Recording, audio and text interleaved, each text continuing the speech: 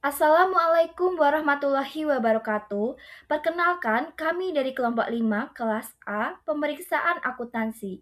Pada kesempatan ini, kami akan mempresentasikan tugas dari mata kuliah pemeriksaan akuntansi, yaitu mereview materi pertemuan 1 sampai dengan 7. Adapun mata kuliah ini dibimbing oleh Ibu Rida Perwita, SEMAKS, AKCA, CPA. Anggota kelompok kami terdiri dari saya, Afrilia Isma Kotimah dengan NPM 240130101183. Perkenalkan, nama saya Sinta Alicia Pugarmanto dengan NPM 240130101198. Saya Aisyah Putri Fadila dengan NPM 24013010100207. Perkenalkan, nama saya Ninunapik Alim Rahman dengan akhiran NPM 372. Perkenalkan, nama saya Yana Syamir Salsabila dengan NPM akhir 388. Saya Rumaisya Diakani Ataya dengan NPM akhir 399. Jadi yang pertama ini ada konsep dasar audit. Poin utama yang harus kita garis bawahi adalah bahwa nilai sebuah laporan audit itu sangat bergantung pada seberapa besar masyarakat percaya kepada integritas dan independensi auditornya. Secara mendasar, etika itu merupakan seperangkat prinsip atau nilai moral yang menjadikan kompas perilaku kita. Dalam audit, kita itu mengenal dua jenis independensi. Yang pertama ada independensi pikiran dan independensi penampilan. Pada independensi pikiran, itu merupakan kondisi mental yang memungkinkan kita tetap objektif dan tidak bias saat bekerja. Lalu pada independensi penampilan, itu yang berkaitan dengan bagaimana masyarakat itu melihat kemandirian kita. Terkadang kita itu akan menemukan dilema etika, yaitu situasi yang sulit dalam menuntut keputusan perilaku yang tepat pada akhirnya. Perilaku etis inilah yang menjadikan perekat sosial agar masyarakat dan dunia usaha dapat berfungsi secara tertib. Selanjutnya ini ada profesi akuntan publik atau CPA. Profesionalisme itu di sini tuh bermakna tanggung jawab yang melampaui dasar pemenuhan kewajiban individu atau aturan hukum. Seorang CPA itu memiliki kewajiban moral untuk bersikap terhormat kepada publik dan rekan sejawat, bahkan jika kita itu harus mengorbankan kepentingan pribadi. Perlu diingat bahwa penerima manfaat utama dari jasa audit kita itu bukanlah manajemen perusahaan, melainkan para pengguna laporan keuangan seperti investor dan kreditur. Untuk itu, kode etik AICPA menyediakan standar perilaku yang ketat agar kita itu selalu bekerja dengan integritas yang tinggi. Apabila terjadi pelanggaran, penegakan disiplin itu akan dilakukan secara tegas oleh AICPA bersama Dewan Akuntansi Negara Bagian. Lalu selanjutnya ada kantor akuntan publik yang merupakan wadah praktiknya. Jadi, kantor akuntan publik ini merupakan entitas resmi yang menjalankan praktik akuntansi sesuai dengan koridor hukum yang berlaku. Bentuk organisasinya itu bisa beragam, mulai dari kepemilikan tunggal, persekutuan, hingga perseroan terbatas. Namun, ada aturan main yang ketat, yaitu seorang CPA wajib memiliki mayoritas hak suara di dalam firma tersebut. Selain itu, nama KAP yang digunakan tidak boleh bersifat menyesatkan masyarakat. Sebagai inti dari operasional firm, tanggung jawab utama atas seluruh layanan pengesahan atau atestasi harus berada sepenuhnya di tangan seorang CPA. Selanjutnya saya akan menjelaskan tentang jenis-jenis audit. Yang pertama ada audit operasional atau operasional audit. Nah, itu atau pemeriksaan yang bertujuan untuk menilai efisiensi dan efektivitas kegiatan operasional suatu organisasi. Dalam audit ini, auditor itu tidak hanya melihat data akuntansi, tetapi juga menilai bagaimana proses bisnis itu dijalankan. Nah, intinya itu dengan adanya audit operasional, manajemen itu dapat mengetahui apakah sumber daya yang dimiliki sudah digunakan secara maksimal dan apakah kegiatan perusahaan sudah mencapai tujuan yang diharapkan. Intinya itu tujuan audit operasional itu kayak memberikan rekomendasi perbaikan agar organisasi itu dapat bekerja lebih optimal. Lalu selanjutnya ada audit kepatuhan atau compliance audit. Nah, audit kepatuhan itu merupakan audit yang dilakukan untuk mengetahui apakah suatu organisasi telah mematuhi peraturan, kebijakan, kontrak, atau ketentuan tertentu yang berlaku. Nah, contohnya itu kayak pemeriksaan apakah perusahaan itu telah memenuhi syarat dalam perjanjian pinjaman dengan bank atau apakah instansi pemerintah telah menjalankan program sesuai aturan yang diterapkan. Nah, ini tuh penting karena ketidakpatuhan terhadap aturan dapat menimbulkan sanksi hukum, denda atau kerugian reputasi bagi organisasi. Lalu selanjutnya ada audit laporan keuangan atau financial statement audit. Nah, audit laporan keuangan itu adalah jenis yang paling umum dilakukan oleh auditor independen. Nah, bertujuan untuk menentukan apakah laporan keuangan itu telah disajikan secara wajar sesuai dengan standar akuntansi yang berlaku. Nah, hasil audit itu kan sangat penting bagi pihak eksternal seperti investor, kreditor, dan pemerintah karena dapat meningkatkan kepercayaan terhadap informasi keuangan perusahaan. Selanjutnya ada jenis-jenis laporan audit. Nah, pertama ada opini wajar atau wajar tanpa pengecualian. Nah, ini opini wajar ini diberikan apabila auditor menyimpulkan bahwa laporan keuangan itu telah disajikan secara wajar dalam semua hal yang material sesuai dengan standar akuntansi yang berlaku. Nah, intinya itu laporan keuangan itu dapat dipercaya oleh para pengguna karena tidak terdapat kesalahan yang signifikan. Lalu ada opini wajar dengan pengecualian. Nah, opini wajar dengan pengecualian ini diberikan apabila auditor itu menemukan adanya kesalahan atau pembatasan tertentu dalam audit, tetapi pengaruhnya itu tidak material secara keseluruhan terhadap laporan keuangan. Nah, istilahnya itu kayak laporan keuangan itu seharusnya masih disajikan wajar, hanya terdapat bagian tertentu yang menjadi pengecualian. Lalu ada opini tidak wajar. Nah, itu kan diberikan apabila auditor itu menyimpulkan bahwa laporan keuangan itu tidak disajikan secara wajar sesuai standar akuntansi. Nah, biasanya itu terjadi karena kesalahan atau penyimpangan yang bersifat material dan mempengaruhi laporan keuangan secara keseluruhan. Lalu ada eh, tidak memberikan opini atau disclaimer of opinion. Auditor itu tidak memberikan opini apabila auditor tidak dapat memperoleh bukti audit yang cukup dan tepat atau terdapat pembatasan ruang lingkup yang sangat besar. Nah, dalam kondisi itu auditor itu tidak dapat menyimpulkan apakah laporan keuangan wajar atau tidak. Saya, Aprilia Isma Kotima dengan NPM akhir 183 akan mereview materi keempat mengenai kewajiban hukum auditor. Jadi kewajiban hukum auditor adalah tanggung jawab yang muncul ketika auditor itu tidak dapat melaksanakan tugas audit sesuai standar profesi dan hukum yang berlaku. Kewajiban ini akan berkaitan dengan kepatuhan terhadap standar audit, etika profesi, serta tanggung jawab kepada publik.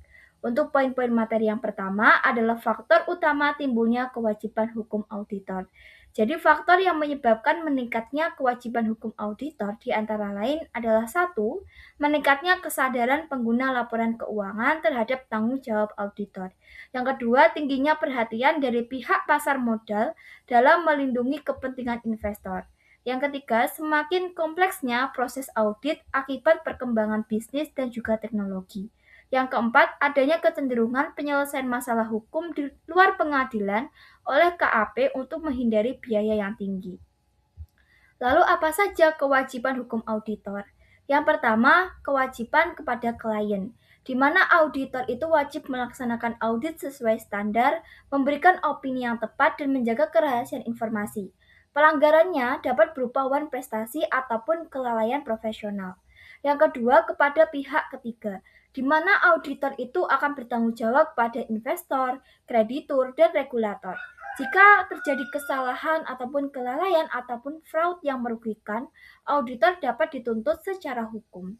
Lalu kepada regulator, auditor harus mematuhi SPAP, aturan OJK, dan standar terkait untuk memastikan audit dilakukan secara profesional dan juga transparan. Lalu apa saja tanggung jawab hukum auditor? Jadi tanggung jawab auditor itu terbagi menjadi perdata, pidana, dan profesional. Di mana untuk perdata terjadi jika auditor itu lalai atau melakukan kesalahan yang merugikan pihak lain, seperti ordinary negligency, gross negligency, dan fraud. Yang kedua adalah pidana, terjadi jika auditor terlibat itu secara sengaja dalam kecurangan, manipulasi data, ataupun menyembunyikan bukti audit.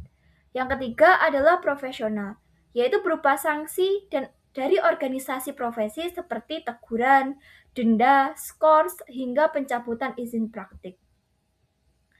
Lalu poin yang keempat, faktor yang menyebabkan tuntutan hukum auditor.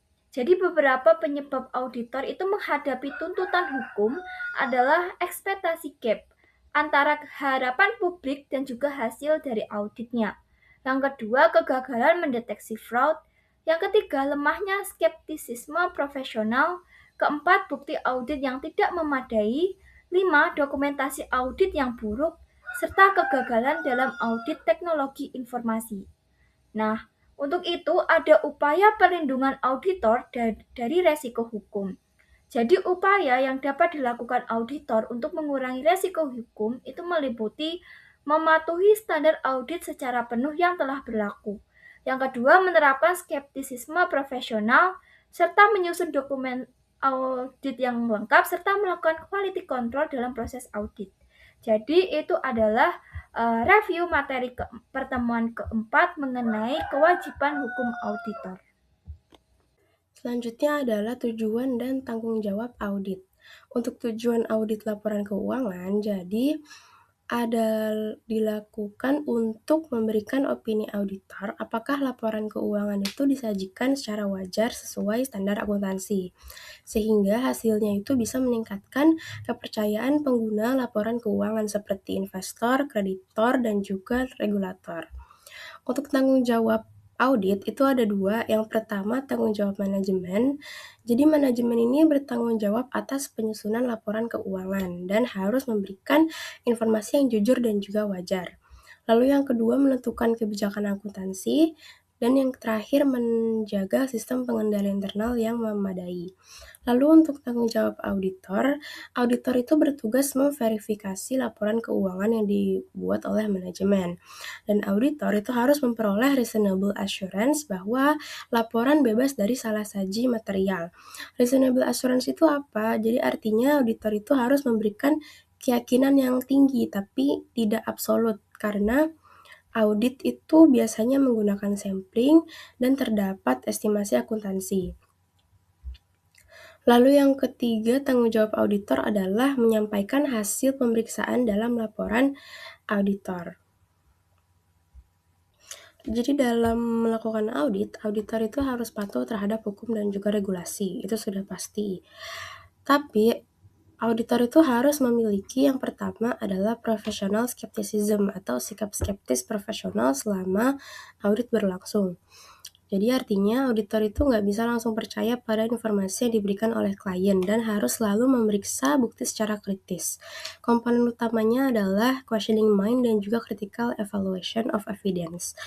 Lalu professional judgment, jadi audit itu sering membutuhkan pertimbangan profesional dalam mengambil keputusan. Tahapannya yang pertama, mengidentifikasi masalah, mengumpulkan fakta, menganalisis informasi, membuat keputusan, dan yang terakhir adalah mendokumentasikan alasan keputusan. Lalu audit itu dibagi berdasarkan beberapa transaction cycles agar pemeriksaan itu bisa lebih sistematis. Yang pertama adalah sales and collection cycles atau penjualan dan penerimaan kas, lalu acquisition and payment cycle atau pembelian dan pembayaran, lalu payroll, jadi ini transaksi gaji karyawan, lalu yang keempat adalah inventory. Ini adalah pengelolaan persediaan, dan yang terakhir capital acquisition and repayment cycle, ini pendanaan perusahaan. Lalu selain itu, auditor menggunakan management assertions sebagai dasar untuk menilai kewajaran laporan keuangan dan mengembangkan audit objektif yang berkaitan dengan transaksi maupun saldo akun untuk mengumpulkan bukti yang cukup dan juga tepat. Baik, perkenalkan saya Aisyah Putri Fadila dengan NPM akhir 207. Di sini saya akan mereview tentang kode etik profesi akuntan publik. Nah, seperti yang kita tahu, kode etik akuntan publik sendiri itu adalah perilaku pedoman perilaku seorang akuntan publik, dan dia itu berisi nilai moral dan juga aturan profesi akuntan publik.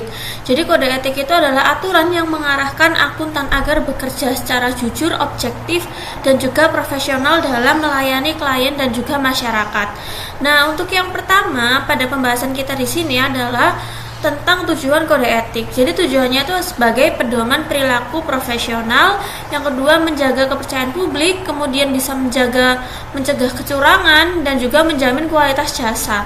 Jadi kode etik itu dibuat supaya akuntan itu tidak menyimpang dan menjaga kepercayaan masyarakat serta menghasilkan laporan yang benar dan juga dapat dipercaya.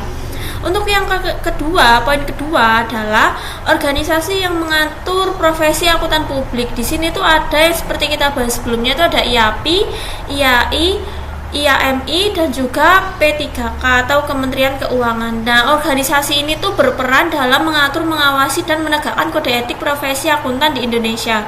Kemudian selanjutnya yang ketiga adalah prinsip dasar kode etik. Di sini tuh ada integritas, objektivitas, kompetensi, dan kehati-hatian. Kemudian ada kerahasiaan dan juga perilaku profesional. Jadi akuntan itu harus jujur, tidak memihak, ahli dan teliti, serta menjaga rahasia klien. Kemudian ada contohnya, contoh pelanggaran kode etik. Nah, itu seperti kasus Ernst & Young Indonesia dan juga kasus Deloitte Indonesia. Nah, itu mereka terjadi karena melanggar integritas dan juga objektivitas. Dampaknya sanksi dari OJK, bisa dibekukan, bisa dicabut. Jadi seharusnya mereka itu menolak tekanan dari klien dan juga tetap profesional.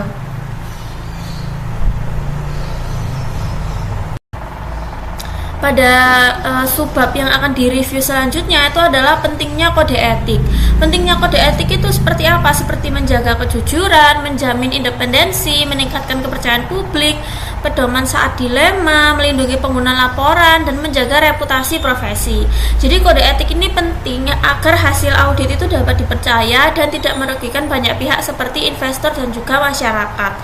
Kemudian sebab selanjutnya adalah ancaman terhadap kode etik. Seperti yang kita tahu itu ada 6. Nah, yang pertama adalah self interest, itu yakni kepentingan pribadi. Yang kedua ada familiarity, itu adalah terlalu dekat dengan klien. Yang ketiga ada advokasi, adalah membela klien berlebihan. Yang kelima yang keempat itu adalah menilai pekerjaan sendiri, self review. Yang kelima adalah undue influence, itu adalah tekanan dari pihak lain. Dan yang keenam itu adalah manajemen participation, itu ikut urus dalam campur tangan manajemen. Jadi hal-hal ini tuh bisa membuat auditor itu tidak objektif dan juga melanggar etika profesi. Kemudian sebab selanjutnya adalah sanksi dari adanya pelanggaran, seperti apa saja, seperti teguran, peringatan tertulis, pembatasan kerja, pembekuan izin, sampai juga pencabutan izin. Nah, jadi semakin berat pelanggaran itu akan semakin berat sanksinya, bahkan bisa kehilangan izin praktik. Kemudian pada poin yang terakhir atau sebab yang terakhir itu adalah upaya menegakkan kode etik. Nah, di sini ada 5 poin, yakni yang pertama itu meningkatkan religiusitas, yang kedua adalah meningkatkan kompetensi, yang ketiga adalah keteladanan pimpinan atau atasan, yang keempat adalah sistem organisasinya itu jelas, dan yang kelima itu adalah adanya regulasi yang tegas dalam suatu perusahaan. Jadi penegakan kode etik itu tidak cukup aturan saja, tetapi perlu adanya yang pertama kesadaran pribadi dari seorang akuntan publik, yang kedua lingkungan kerja yang mendukung. Jadi meskipun adanya kesadaran publik yang cukup tinggi, kesadaran pribadi, tapi kalau lingkungan kerjanya tidak mendukung, jadi sama saja. Kemudian kesimpulan dari bab kode etik profesi akuntan publik itu adalah, jadi kode etik akuntan publik itu memang sangat penting untuk menjaga kejujuran, kepercayaan, dan juga profesionalisme. Jadi tanpa kode etik, laporan keuangan itu bisa menyesatkan dan juga merugikan banyak pihak. Sekian review materi dari saya. Assalamualaikum warahmatullahi wabarakatuh. Selanjutnya, pada slide ini saya akan mereview materi risiko audit dan risiko kecurangan dalam LK.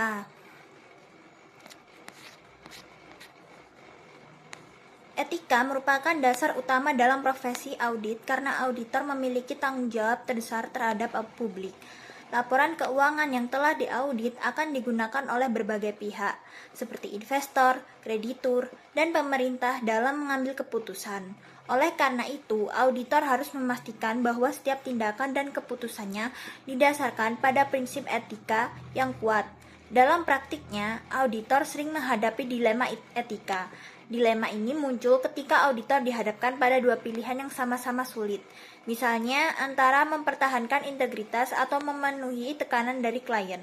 Dalam kondisi seperti ini, auditor dituntut untuk tetap berpegang pada prinsip profesional dan tidak mengorbankan objektivitasnya. Untuk membantu auditor dalam menghadapi situasi tersebut, terdapat kode etik profesi yang menjadi pedoman dalam berperilaku. Kode etik ini mencakup beberapa prinsip utama, yaitu integritas, objektivitas, kompetensi profesional, kerahasiaan, dan perilaku profesional.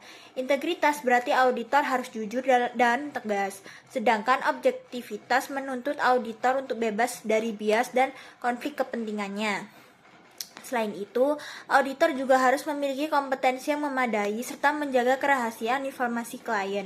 Selanjutnya, aspek yang sangat penting adalah independensi auditor. Independensi berarti auditor tidak boleh dipengaruhi oleh pihak manapun dalam menjalankan tugasnya. Independensi ini terdiri dari dua aspek, yaitu independensi dalam fakta dan independensi dalam penampilan. Artinya, auditor tidak hanya harus benar-benar independen, tetapi juga harus terlihat independen di mata publik agar kepercayaan terhadap hasil audit tetap terjaga. Regulasi seperti Sarbanes-Oxley Act juga memperkuat pentingnya independensi ini, terutama dengan membatasi hubungan antara auditor dan klien. Misalnya dalam pemberian jasa non-audit tertentu. Hal ini dilakukan untuk mengurangi potensi konflik kepentingan yang dapat mempengaruhi objektivitas auditor. Terakhir, terdapat mekanisme penegakan etika profesi. Jika auditor melanggar kode etik, maka akan dikenakan sanksi sesuai dengan tingkat pelanggarannya, mulai dari peringatan hingga pencabutan izin praktik. Penegakan ini penting untuk menjaga kualitas profesi auditor dan kepercayaan masyarakat. Selanjutnya, saya akan mereview mengenai resiko audit, kecurangan, serta tanggung jawab dalam audit laporan keuangan. Pertama, dalam pelaksanaan audit terdapat yang disebut dengan risiko audit. Risiko audit adalah kemungkinan auditor tidak berhasil mendeteksi salah saji material dalam laporan keuangan. Salah saji ini bisa terjadi karena kesalahan atau karena kecurangan yang disengaja. Penting untuk membedakan antara kegagalan bisnis, kegagalan audit, dan risiko audit. Tidak semua perusahaan yang bangkrut berarti auditnya gagal. Audit failure terjadi ketika auditor memberikan opini yang tidak tepat. Sedangkan audit risk adalah resiko yang selalu ada dalam setiap proses audit. Selanjutnya kita memahami tanggung jawab masing-masing pihak. Manajemen bertanggung jawab atas penyusunan dan penyajian laporan keuangan secara wajar. Sementara itu, auditor bertugas memberikan opini atas kewajaran laporan tersebut. Jadi, auditor tidak membuat laporan keuangan, melainkan memeriksa dan menilai. Dalam menjalankan tugasnya, auditor harus memiliki sikap skeptisisme profesional, yaitu selalu mempertanyakan dan tidak mudah percaya terhadap informasi yang diberikan. Selain itu, auditor juga harus menggunakan pertimbangan profesional dalam mengambil keputusan selama proses audit. Kemudian, audit dilakukan berdasarkan tujuan-tujuan tertentu yang berkaitan dengan asensi manajemen, seperti keberadaan, kelengkapan, dan penilaian. Untuk mencapai tujuan tersebut, auditor menggunakan berbagai prosedur audit yang diterapkan dalam siklus laporan keuangan. Kesimpulannya, pemahaman terhadap risiko audit, kecurangan, serta pembagian tanggung jawab sangat penting agar auditor dapat menghasilkan audit yang berkualitas dan mampu mendeteksi salah saji material secara efektif.